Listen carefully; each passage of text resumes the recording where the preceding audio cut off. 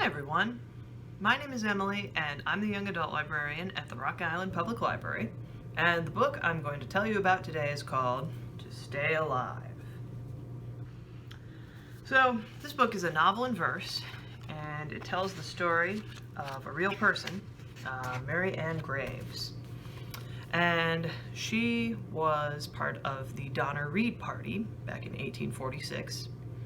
And in this book, you learn about what this journey was like. If you've never heard the story of the Donner Party, okay, we're going to get to some stuff. But prior to the kind of, extremely harrowing end of the journey, getting to California at this time, it was not easy. Mary Ann was one of the older kids in her family. I think she was the second oldest. And what this meant for her is when she and her family left Illinois, she basically had to walk to California. And this took months, obviously. And lots of people traveled during this year. In 1846, a lot of people moved from, this part of the world to California. The idea being that, hey, once we get there, there's farmland, it's going to be this wonderful paradise. People had heard lots of good things and thought, yes, this is where I want to settle. And so getting there, obviously it was a difficult journey. And for Mary Ann and her family, in addition to the months of walking, what they did, when they joined up with the Donner Reed Party, they didn't know it, but they basically had at this point decided, okay, this is a long journey and we want to save as much time as we can. The idea is that you want to get there as fast as you can, like you're going to start in the spring and you want to get to California before the end of October, because if you get stuck in the Sierra Nevadas in October, it's going to be snowing. And you're traveling with your family and a wagon full of all your possessions that you want to take to start your new life with. So what the Donner Reed Party decided was they had this person recommend to them, hey, don't go the usual way. Don't go north of the Great Salt Lake. Like that takes extra time. Like you can see on a map that this route, over the top of the lake going north, this it's more miles. So, the smart thing to do would be to take this new route, the Hastings Cutoff. And now what that does is it's going to take you south. That seems better, right? Like you don't want to have to be on the trail longer than you have to be. And, you're going south of the lake and then you're going to be in the mountains and then you'll be in California. Perfect. Great idea. Except it wasn't. The Hastings Cutoff was not a good route to take because the whole thing with going north around the Great Salt Lake was there was already a trail there. Like there were roads. It was already kind of, structured in such a way that you could get a wagon through there. You could get your oxen and your family and you didn't have to make your own road, which is what happened with the Hastings Cutoff. The Donner Reed Party, they had to cut down trees and, get their wagons through some rough terrain because there weren't roads already. This was this new route that, somebody sold them on. And, this delayed them. This delayed them by a lot. And it ended up actually being longer. It wasn't really a shortcut. It took them more miles than just going north along the usual route would have taken. So that was quite bad. And by the time they get to the mountains,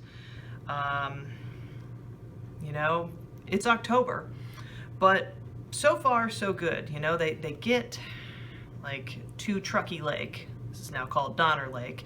And of course, keep in mind, if you ever have something named after you, like a place, that might not be good. If you travel forward in time and find out, oh, in the future this lake is named after you, well, that could be a very grim thing. And that is the case here. Truckee Lake, now Donner Lake, they passed by and they were going to be, kind of basically going along this path. They were back on the established route at this point.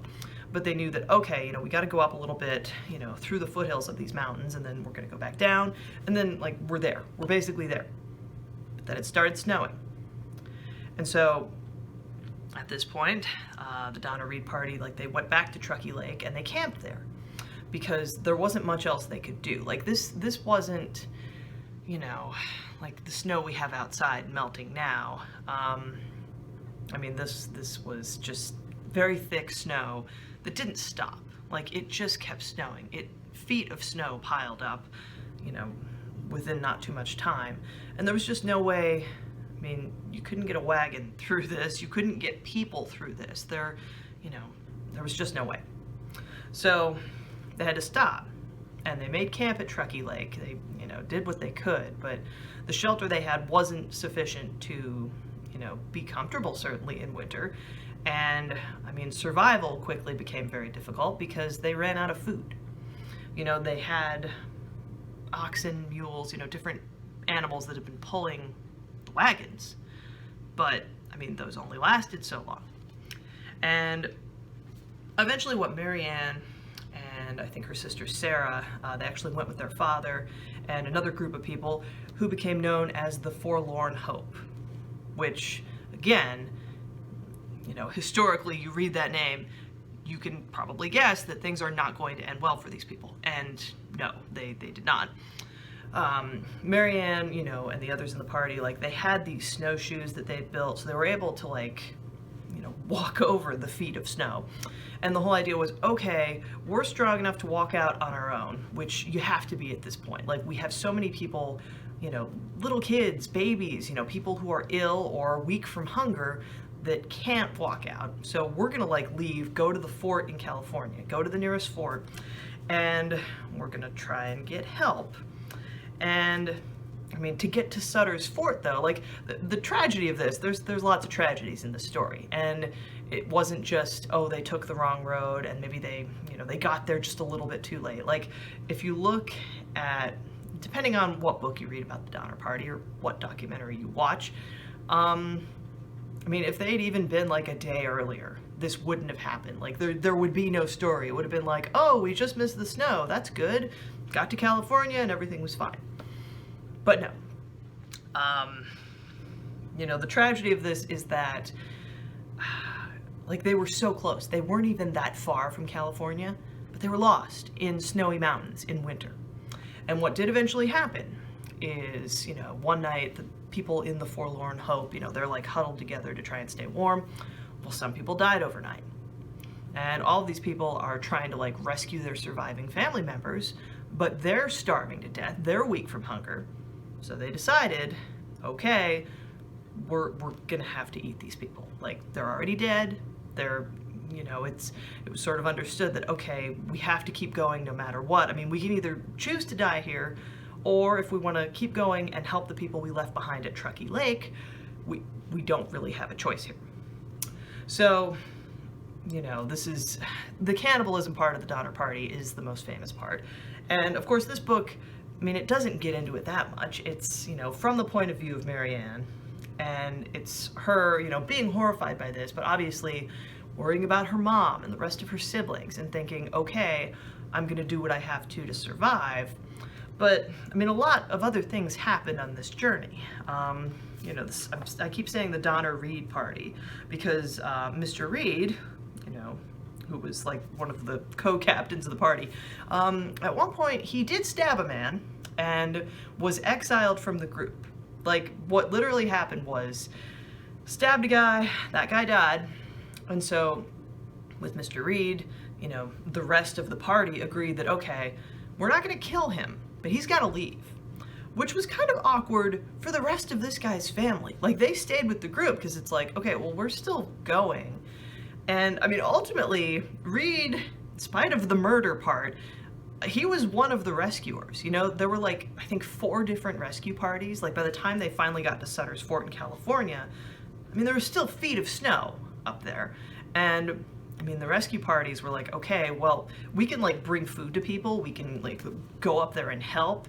But I mean, we can't like carry people out. People are still gonna have to, as much as possible, leave, you know, by their own strength. You know, they're going to have to walk out. We can't get a wagon up there or anything. So, I mean, Mr. Reed was somebody, he was able to like go back and rescue a lot of his family ultimately, because he, you know, traveling alone, had been able to get to California. Like, he got there, and then when he, you know, finally word reached him of, oh, this is what's going on, you know, the Donner Reed party's trapped up at Truckee Lake, he was able to go and rescue some people. So that was good. But for Marianne, I mean, you know, her eyesight was never the same after this. You know, after walking through the snow days and days and being blinded by this. I mean, not literally blinded, she had her eyesight, but it was permanently damaged from the brightness of this. And I mean, she was injured from just walking in the snow. Like, imagine, you know, in recent weeks how cold it's been, and, you know, it's 1846. These people did not have clothing that was really, you know, suitable for these temperatures, for the condition of walking miles and miles through the snow for many, many days. So it's a book about survival, and it's this fascinating story about, you know, just this one woman and her family, and you get a little bit about her at the end of the book, and how, you know, she, like, stories sprang up about her later. Like, you see this picture of her as an adult. You know, this is her many years later. And, yeah, she was called the belle of the Donner Party. And I mean, she denied this. Finally, like, a brother of hers, you know, when this was in the newspapers, he's like, hey, you know, you guys can make up whatever you want. You know, we were just trying to get to California. Like, this wasn't an adventure story. This was, you know, this horrible thing that happened. And, I mean, it still captivates people to this day. You know, this is a story of, you know, survival by any means, and the means in this case was, for many in the party, cannibalism. And keep in mind, when I said there were like 4 different rescue parties, I mean, the last person at Truckee Lake, like, they didn't rescue him until, I believe it was April 6th. I mean, it was April. It was like, okay, to us, spring, but up in the mountains, I mean, snow doesn't melt sometimes until May or June.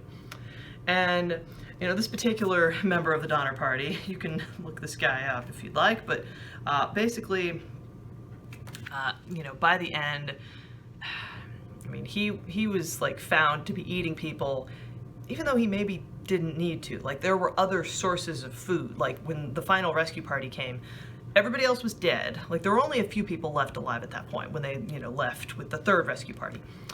But, you know, by the 4th, it's like, oh, there's just this one guy left.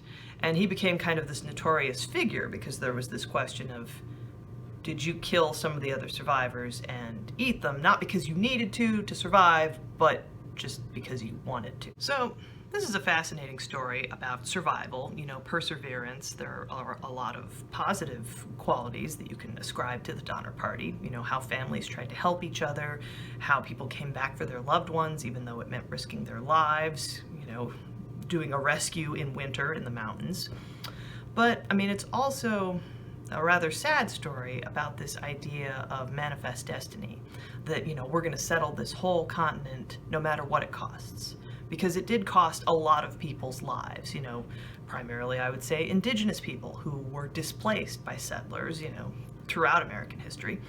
And then in cases like this, where, I mean, people were trying to find a better life, and, you know, they were willing to do whatever it took, but, you know, in reading this, you think, well, you know, if they'd made better choices or if they'd had better luck, things would have been different, but that's not what happened.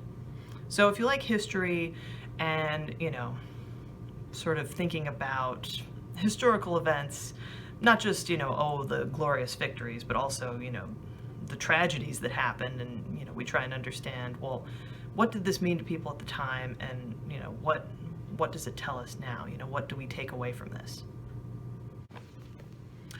This book is available in print at the library. I don't think it's available through any of our ebook services, but if you want to check it out, you can get it right now at the Rock Island Public Library. And thank you for watching. I will see you again next week.